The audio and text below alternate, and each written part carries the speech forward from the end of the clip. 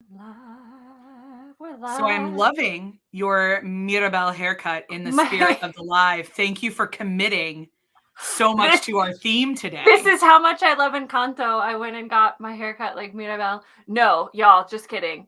But I did go and get my haircut on Friday, and I love my hairstylist, but she always cuts a little bit shorter than I wanted. But this is fine because I love it and it's adorable. But I just wanted it so that I could still pull it back, and then like I styled it. And I didn't even notice that it was like Mirabelle. And then I watched Encanto yesterday and I was like, oh my God. I almost got my green glasses out. Like, I don't wear them as much anymore, but I almost got my green glasses out so I could be Mirabelle. But I'm delighted by it because, hey, curly haired heroines, thanks, Disney. This Took stuff. them long enough. If you thought this was only about representation for Latino people and Colombian folklore, no. Also us. We'll take what we can get. We will.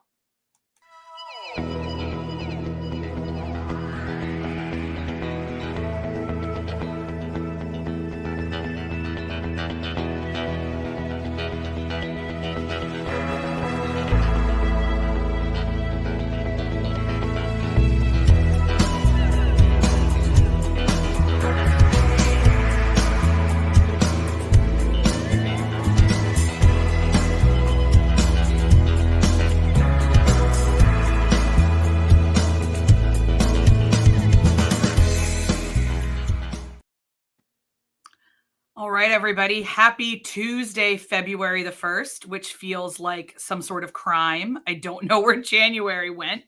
It's a lie. And yet it was It's also 7 years long. So this is one of those, like it didn't end ever. And yet now all of a sudden it's February. I don't understand how time works anymore. I saw someone declare on the Twitter that January was the last month of 2020. Yeah, that's kind of what it felt like, especially with Omicron and the way that. And they was like, no, February, it's 2022. I'm like calling it. I was like, okay, I mean, that's ambitious. We've been in 2020 for 2 years. So. Yeah, and I think I was looking at some stats from India, and I think we might be there a little bit longer, but I will embrace the hope, man. I'll take it. So speaking of hopeful things and things that we will take today, of course, we are having a conversation with our dear friend, Dr. Nadine Thornhill, about the masterpiece that is Encanto from the most recent Disney flick. And I will say they have been on a tear lately because I also love Raya. Like, good job. It's amazing when we let different people tell stories, what happens to the creativity level. Oh my gosh, who would have thought? But first, before we do that, we are going to hop on in to empathy exercises. All 5 of ours come from Dr. Erin this week because evidently I wasn't on social media at all. I don't really know. I will say though that I spent my week and reading this incredible YA book called Iron Widow. And if you are a fantasy fan, this one's based on Chinese mythology and Chinese history in ways I had never learned it before. And it is also, it's like Pacific Rim meets Handmaid's Tale in a novel. So that was my weekend and why I was not doing empathy exercises. But good news, guys, Dr. Erin was on the ball. So here you go. Let me share my screen. I did that already. Let me add it to stream. There you go. Take it away. Yeah. So I know I was like, we should divide these up. And then we were just chatting to Nadine. So we didn't. But I'll do them and I'll make them quick because we want to get to Nadine. So the first one came out, this news came out last week, I think. And this is one of those things that's like not shocking at all when you think about it. But, the United States last year started a program in which we gave child tax credits to folks, which was extra income for them, specifically for their children, depending on how many children they had and their income level, etc. They would get support from the government. And we've done a study that shows that this helps improve babies' brain activity. Amazing when your parents are able to provide food and resources for you when they don't have to work as much. But also, what's important here, I want to draw everyone's attention to the phrase "no strings attached." Yeah. So that's what's really important. Yes. Yeah. So they were government payments that were not debt. They are not owed back at any stage. They were 100%, tax-free, all of those things. We have since let that child tax credit lapse, lest you think that we were going to do something more permanently helpful. Jay, we didn't have that. No, child. Bless you. Bless your cotton socks. No, we did not have that until last year, and now we don't have it again. But we have evidence that it's helpful for babies in low-income situations. So hopefully we can use that to continue to help. It would be great, especially because so much of support in the United States that's given to parents and low-income families is attached to certain products. They have to use this brand of something. They have to do this thing, or they have to pass some sort of morality test in some way, shape, or form. So just a carte blanche check. No, it's never happened before, honestly, because we didn't really ever have this. And I don't know if it will happen again, as long as Mitch McConnell draws breath. So enough said about that. Let's move on to this one. Yeah. So we had a couple prison-related ones that I found in my apparent searching for empathy exercises. But this one is good news from Guatemala, where former pro-government paramilitary group members were convicted of crimes against humanity because they raped five indigenous women, and they are now facing 30 years in prison. You know, I could spend the next 8 hours talking about how complicated conflict situations are when you have pro-state paramilitary forces, anti-state paramilitary forces, and the crimes that are committed. In almost every conflict situation, they are disproportionately committed against women and children. And so any form of accountability for male violence against women and children, we are in favor of here at the Good Doctors. Two thumbs way up for accountability. Yeah. Oh, so many happy ones I picked for y'all. Is the last one? No, I don't think. No, nothing's happy this week. So it's okay because the entire GDD is happy. No, one of them is. One of them. The 4 is happy. 5 is ish. 3, not so much. This is our third one, but it's very important. We talked about several times last year Asian American experiences, the history of Asian American immigrants from all over 8 parts of Asia in the United States. And unsurprisingly, a new survey in San Francisco, specifically looking at San Francisco, found a 567% increase in anti-Asian American and Pacific Islander hate crimes in San Francisco in 2021. Yeah, y'all, that is like, if you have a batting average of 567, you're like we're now in batting averages. We're not in like golf scores anymore. Real percentages. And unsurprisingly, these are where there are large populations of Asian American Pacific Islander immigrants, we will see a statistically higher number, just there's more people. And as we are going through this current wave of hate crimes against those folks, we are seeing this rise in crime. So it's something to be aware of. There's lots of ways you can be an ally and support our Asian American Pacific Islander friends and neighbors. There we go. They make up 36% of San Francisco's population. But they are seeing this rise in anti-Asian hate. So this is an empathy exercise to let you know that this is still taking place, even after the shootings in Atlanta and other hate crime incidents have long passed.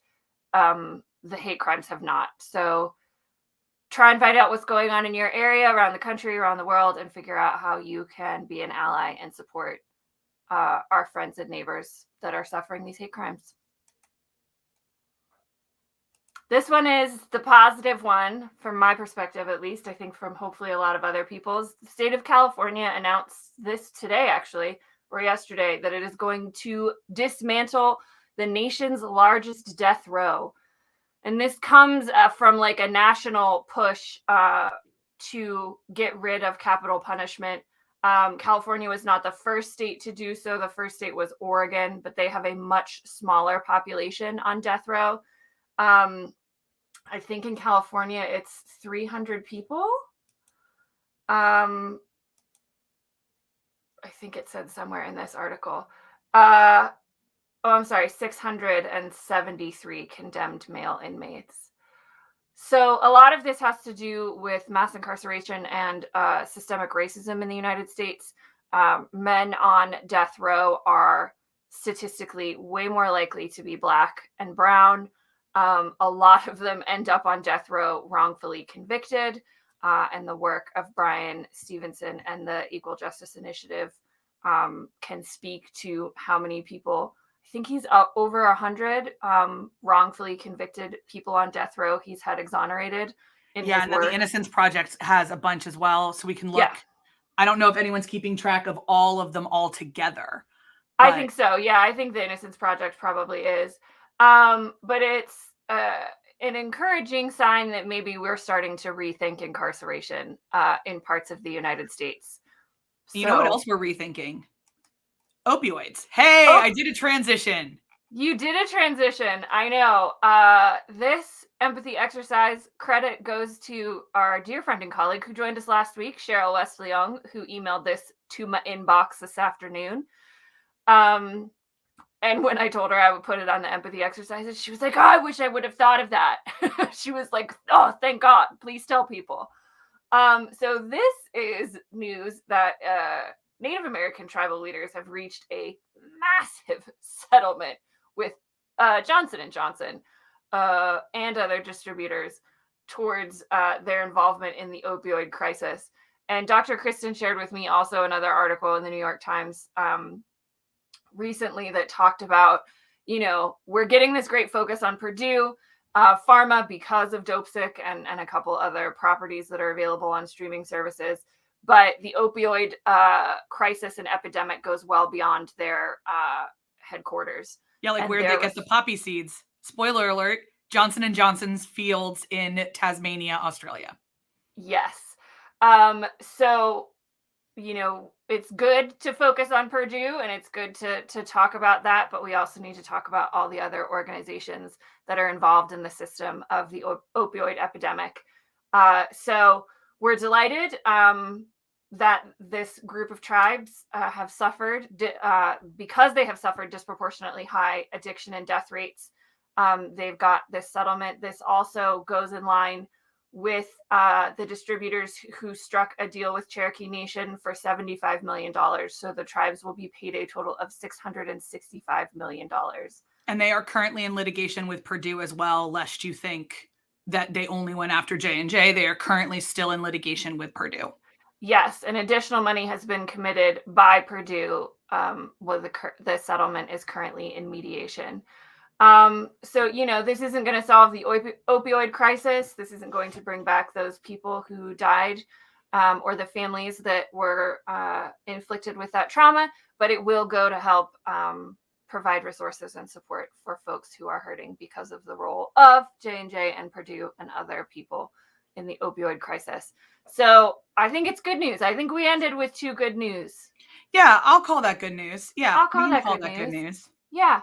So speaking of things we talk about and things we don't talk about, it is now time to not talk about Bruno and bring on Dr. Nadine, who, for folks who don't know, our incredible friend, Dr. Nadine Thornhill is an eminent and wise and entertaining sexual health educator in Canada. We just keep adopting Canadians. It's amazing. We have such a lovely collection of Canadians. I love it. It's true, you really do. Well, thank you for adopting me into your extended family of Canadians. We are thrilled. Pleasure. We are thrilled to have you. It wasn't exactly difficult. So one of the reasons we're having this conversation, though, is that if you do not follow Nadine on Twitter, it has essentially turned into a diagnostic tool for the storylines of Encanto. That's our entire Twitter right now. And also, it's a really good story to talk about for a couple reasons. One, if you haven't heard, the song that I joked about, We Don't Talk About Bruno, has now surpassed a whole new world as the #1 Disney selling song of all time. Ever. This is what absolutely will get Lin-Manuel his Oscar if and if it doesn't, honestly, like there is no justice in the world. It's all it's 8 of his songs are on the Billboard Top 100 now. Yeah, all that's 8. wild. all 8. It's also in terms of Bruno, it's a traditional madrigal, which is like the best thing, and music theory nerds are going nuts over the things that he did, and it's all just really magical and wonderful. But the story is more than anything else what we're here to talk about. And so I'm gonna now turn it over to Nadine. Nadine, why, as succinctly as you can, why do you love Encanto? Okay, so in addition to everything, the animation, the art, the music, everything, the reason I think that this story resonated with me so deeply is because this is a story for me. I am the child of immigrants. I am someone who has been parented and raised by people who have experienced generational trauma and epigenetic trauma, as you know, coming from a Black family, but also who has seen that crop up in my own parenting as well. And so going through that story, every single character, I was like, okay, I recognize the ways that this inherited trauma is showing up for every member of this family. I'm like, I recognize how that feels, how it feels to have that inflicted upon you. I'm like, I also know how it feels to have that manifest within myself. So I guess another way of saying it is I know what it's like to feel that harm, and I also know what it's like to inflict that harm. But then what I love is I'm like, oh, this is the kind of Disney idealism that I have wanted my whole life and never knew I wanted, where in the end, the trauma is healed like quickly and easily, which doesn't happen in real life, but I'm like, that's okay. And everyone gets what they want. And in the end, what we're left with is a family who loves each other. And I'm like, that is such an optimistic, beautiful message for me that yes, this pain exists, but it can also be healed and moving forward. My God, do I love that. I just love it. Yeah, we joked that the true fantasy isn't that the house talks or is magic, but that Abuela recognized her role in the generational trauma. Like that's the true fantasy. And just fixed it. And then fixed it. Anyway, Erin, for your perspective, why do you love Encanto?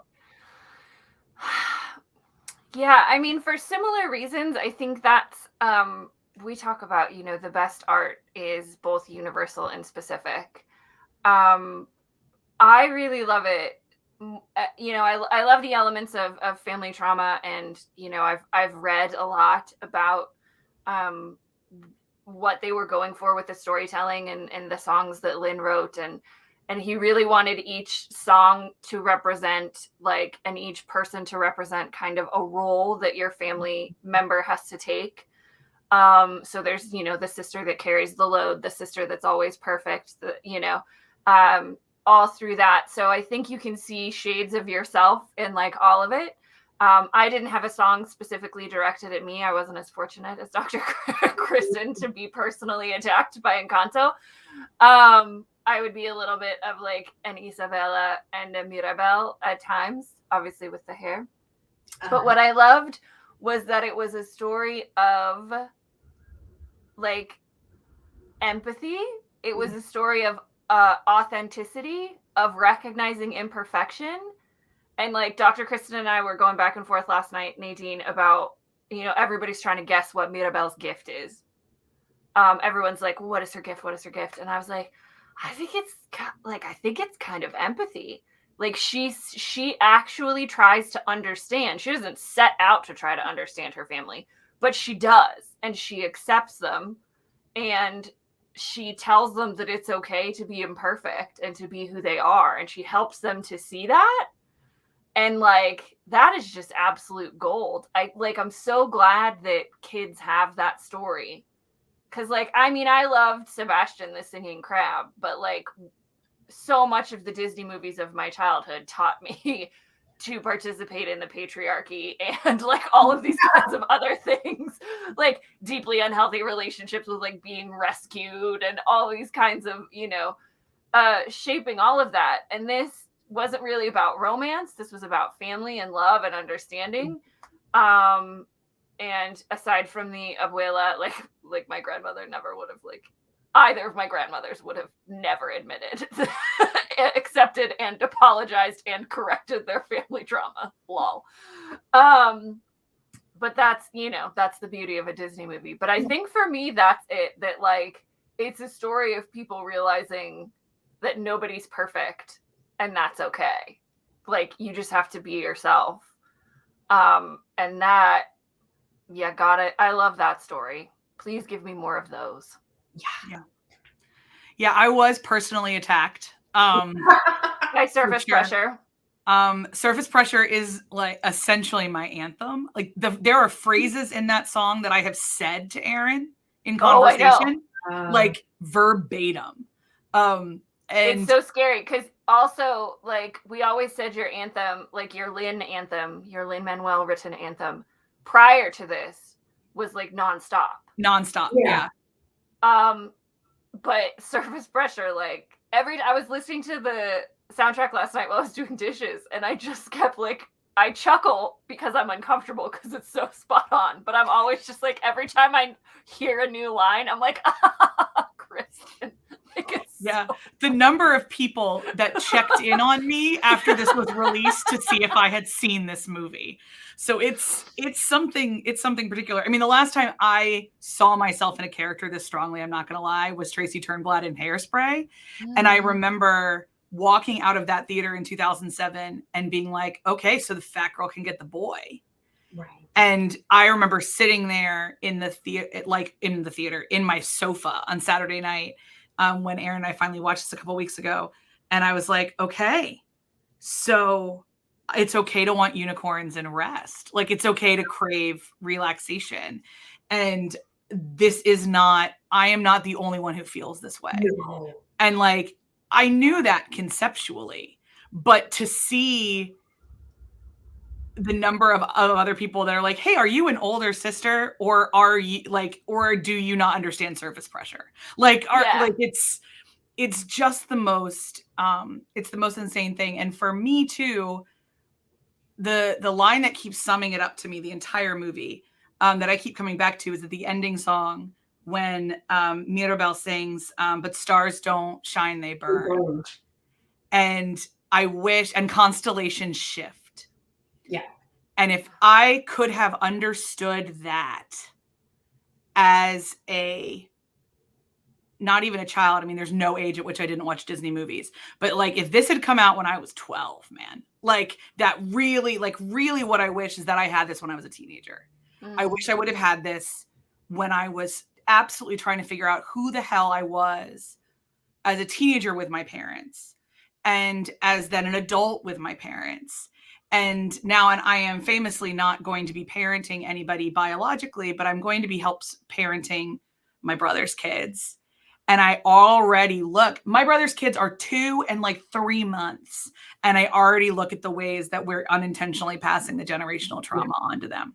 Like all of the stuff. My marriage is full of generational trauma. My friendships are full of generational trauma. And we talk about generational trauma in terms of like Northern Ireland and conflicts and things like that. But the other thing I love about this film is that it brings generational trauma back to every single one of our lives. Yeah. Like there is no human who is not affected by generational trauma. It's just maybe degrees of, or severity of, or crippling nature of, but everybody has it. So this universality of the conversation of the fact that you are always who 5 generations ago decided you were going to be. Yeah. And so what are you going to do about it? And I think it's like when we were talking about this, because it's both family and communal trauma. Yeah. Right? That's generational. So generational, like communal, generational trauma, which they get into not as much as the family trauma. But like, I think the beautiful job that they did with this was that they showed how the communal trauma shapes the family trauma. Yeah. Yeah, absolutely. And they're like, you can't view them separately. And so much of Abuela's expectations for their family was entirely based on the communal trauma that happened when her and her husband fled. And so, like, you know, you and I talk about communal trauma a lot when we talk about Northern Ireland. But then you always have to be willing to say, like, right, so how did a family or a group of people, a community, take that trauma in, and what did they do with it? Good news, they calcified it and then pretended it wasn't there. And then we don't talk about anything. Oh my God, I think when we saw it, and Dr. Kristen has a TED Talk where she uses this phrase, that it's a very famous poem from the Irish poet Seamus Heaney, and the line that she uses in the TED Talk is, "Whatever you say nothing." And she uses it to talk about Northern Ireland and communal trauma. And then it's like, we don't talk about Bruno. And I was like, whatever you say nothing. Like, don't talk about it. Don't talk about the magic. Don't talk about the candle. But it was on my wedding day. And yeah, because we always still talk about it. We always still talk about it. 100%. And it's interesting because I think in some cases, and I mean, we don't have a lot of information about Abuela's internal motivations, but I think in many cases it's not even necessarily let's pretend it's not there. It's I'm not even aware that it's there. Correct. Absolutely. I don't understand what's happening. And that is usually out of the best of intentions. Exactly. And so I think about what we do see, and I'm going to try and talk about Abuela's second flashback without bursting into tears. I may not be successful.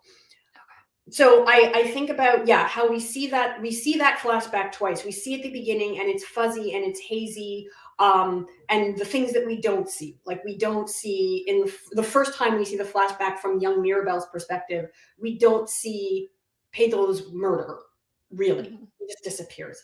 We don't see how immediately after he dies and the miracle happens, that there's an entire village of people facing Abuela. And we don't see the aftermath of that, where she is sitting alone in a room with 3 babies, destroyed, and has to get up because her babies need her. And this entire community is waiting for her and expects something from her that she didn't cause or create. She doesn't understand why this happened any more than they do, but it happened to her. So she has a responsibility. She has to get up and live her life. And so I think about, what would that mean? Did she have the resources or the knowledge or the time or the space to even acknowledge, like, hey, this may have changed me on a fundamental level. This pain is still in me and will affect what I do moving forward. Or does she just get up and say, I'm going to do what I have to do?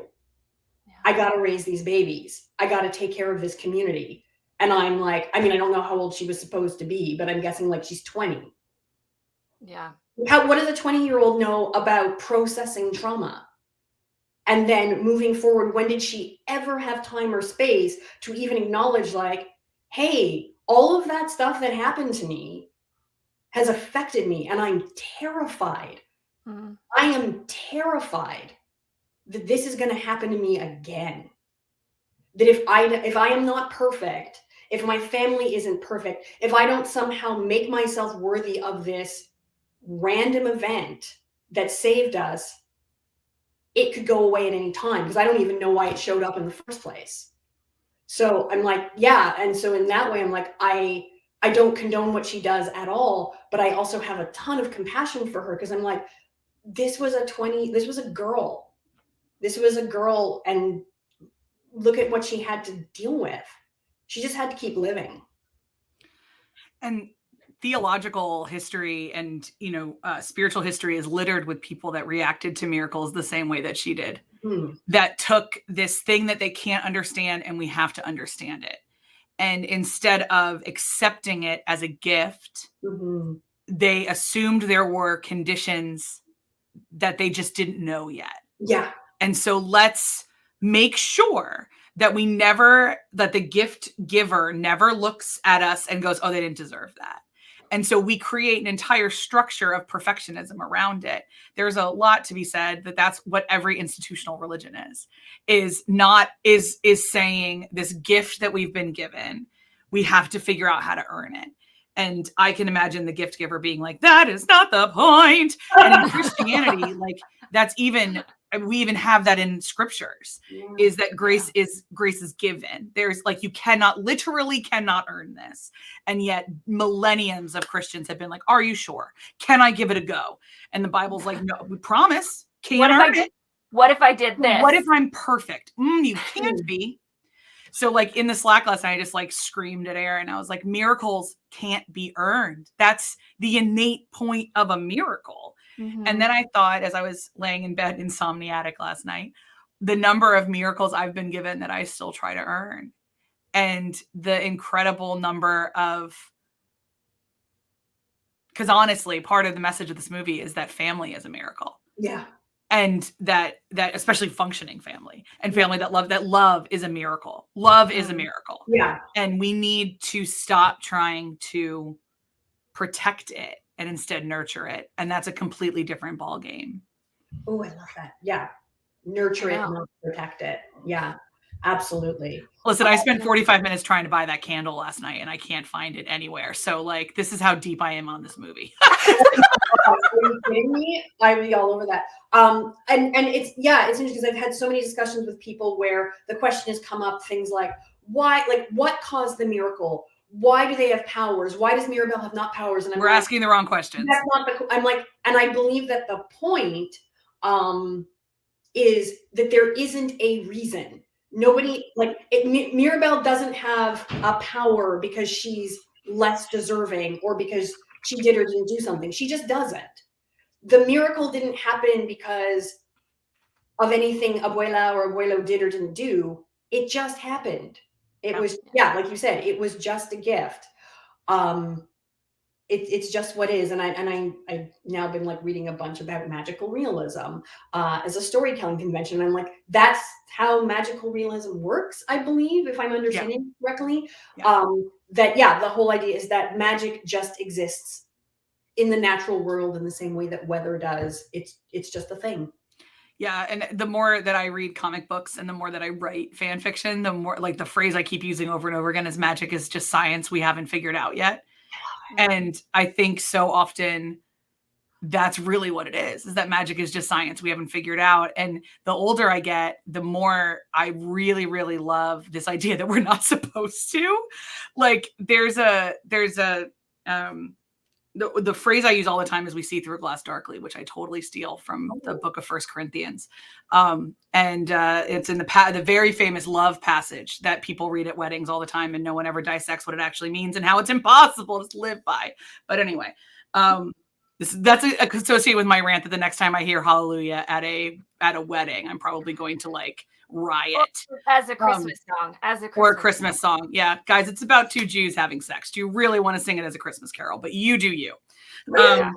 So you do you. It's about adultery and murder and possibly sexual assault, but you do you. I know. Why people don't listen to lyrics is beyond me. But so anyway, the point in the passage is that, we don't really know how to do human. We don't really know what life is. We only see through a glass darkly. And someday we'll see everything and it will all make sense. But until then, three things remain, and that's faith, hope, and love. Mm-hmm. And the greatest of these is love. And that is the way I think of humanity in so many ways. We can't puzzle this out, y'all. The Enlightenment lied. Like we can't. We just can't. And so I'm so sorry, Thomas Jefferson and de Tocqueville, they lied. There's a limit to human reason. Yeah. And they're supposed to be. Yeah. And that's what this movie, I think, more than anything, says often, especially when we talk about, let's talk about Bruno.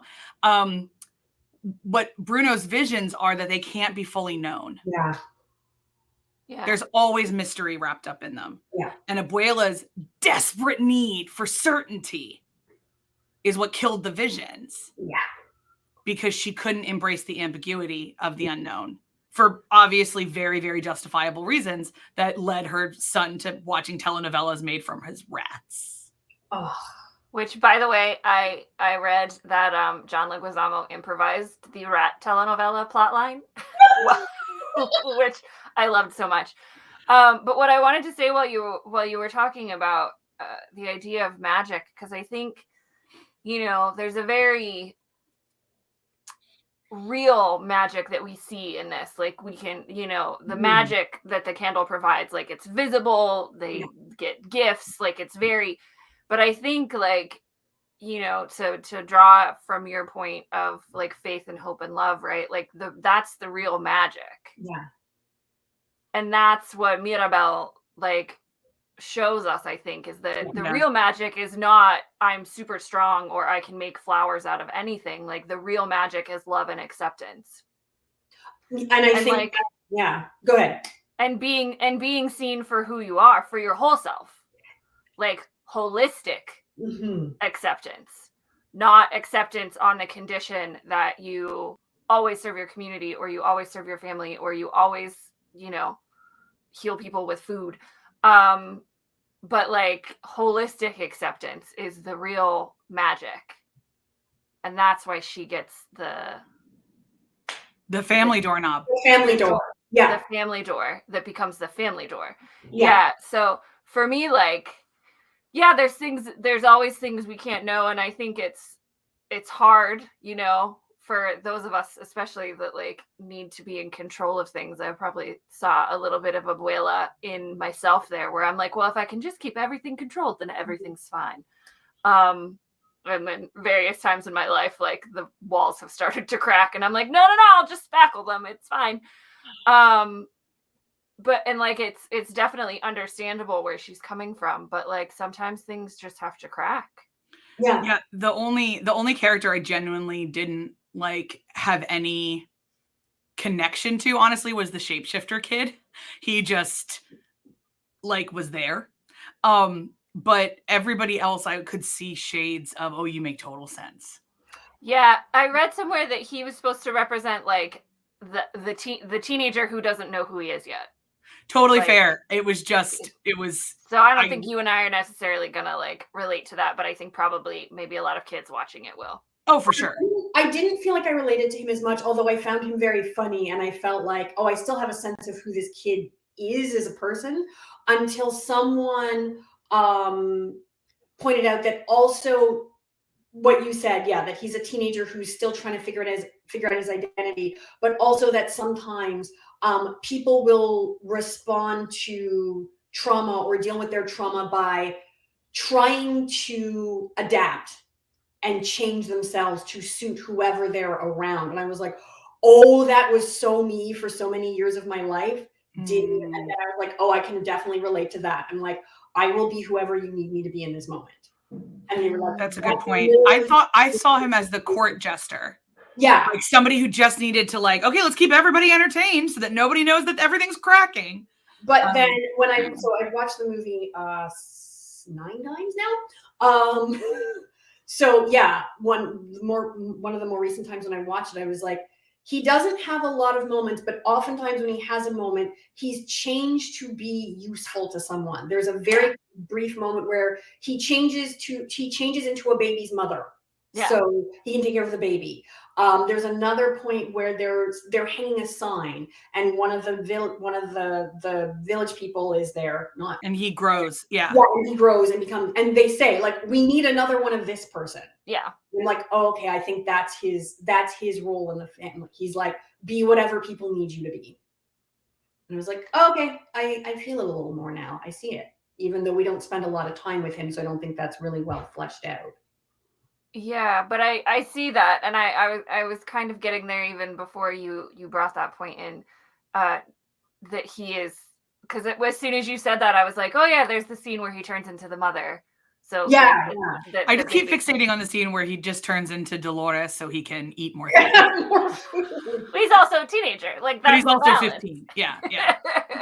He wants seconds. And sometimes our coping mechanisms can, we can also use them to our own advantage sometimes. Yeah, for sure. I know. So I think that one of the importance of Bruno's story is need to connect by any means necessary. Yeah. So there wasn't also the self-isolationism instead of, because this is what's really important that I didn't notice the first time. No one tells him to leave. No. Oh yeah. Like I didn't really grasp that until the second time through. And I was like, oh no, he just decided that everybody would. Yeah. Yeah. And I was like, oh, the number of times in my life that I've walked away from something emotionally or physically because I thought I knew exactly what was going to happen.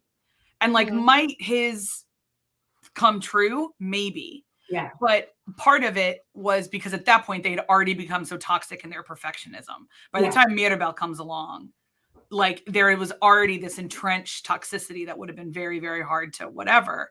But it was clear to me that nobody wanted him gone. They just didn't want to talk about the prophecy.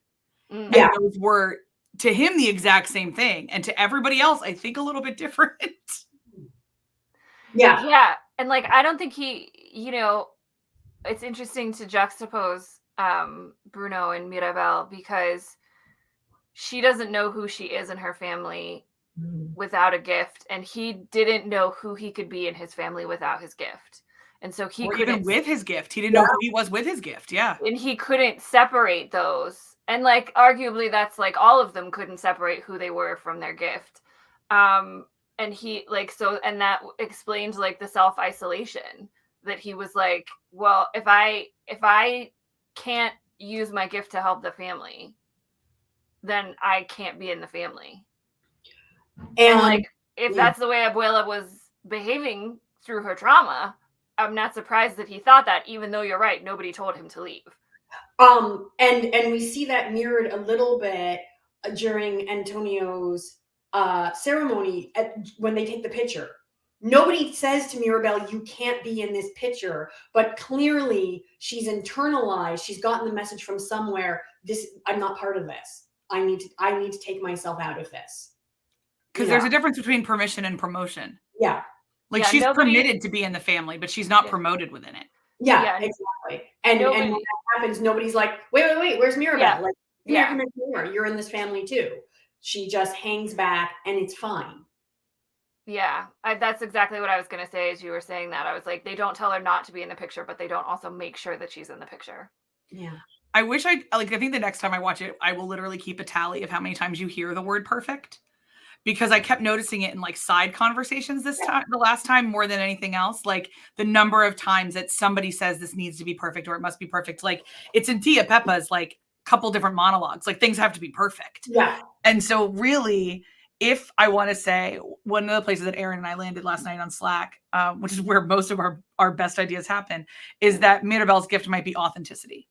Yeah. That's what she brings is gut level authenticity. Then that's why she and Abuela cannot function together without a really hard conversation, because Abuela's constant need for perfection is always going to be at odds with authenticity. Yeah. And so, because you can never be authentically perfect because it doesn't exist. Yeah. Mm-hmm.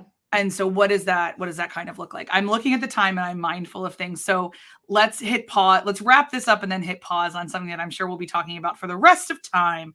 Okay. So Nadine, what else? Is there anything else you'd like to say that you haven't covered yet in this conversation?